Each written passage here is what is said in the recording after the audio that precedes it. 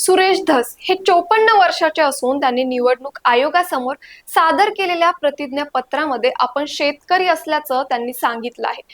प्रतिज्ञापत्र दाखल केलं त्या दिवशी धस यांच्याकडे 50,000 तर त्यांची मुलं आणि पत्नीकडे एकूण 75,000 अशी 1,25,000ची रोख रक्कम होती. धस आणि त्यांच्या कुटुंबियाच्या नावावर बँकेत एकूण 27,77,000 रुपये जमा आहेत. कुटुंबियाच्या विमा पॉलिसीचा विचार केल्यास धस कुटुंबाकडे 13,28,000च्या विमा पॉलिसी आहेत. धस यांनी स्वतःकडे 48,000चं सोनं असल्याचं सांगितलं असून घरच्यांकडे म्हणजेच पत्नी आणि 2 मुलांकडे एकूण पावणे 24 लाखांचं सोनं आणि चांदीचे दागिने आहेत. धस कुटुंबाकडे एकूण 24,26,000चे दागिने आहेत. धस कुटुंबाची एकूण जंगम मालमत्ता 11,09,00,000पेक्षा अधिक आहे. धस यांच्याकडे स्वतःच्या नावावर 4 घर आहेत.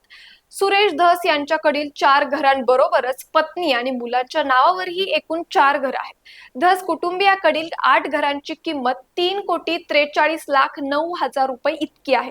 म्हणजेच महाराष्ट्रभर नाव गाजत असलेल्या सुरेश धस यांची एकूण संपत्ती 36,93,94,182 रुपये इतकी आहे.